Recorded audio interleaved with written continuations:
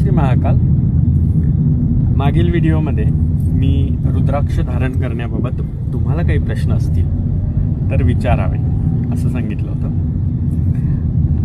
2 comments आलेले आहेत. त्यामध्ये पहिला प्रश्न असा आहे, महिलांनी रुद्राक्ष धारण करावं का? तर खूप सुंदर, खूप जण वेगवेगळे अर्थ लावतात, परंतु शिवमहापुराणामध्ये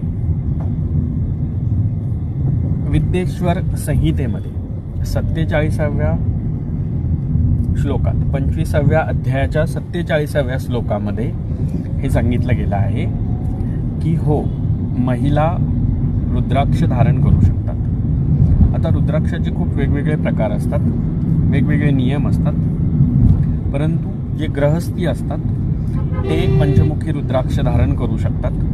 1 मुखापासून 14 मुखापर्यंत रुद्राक्ष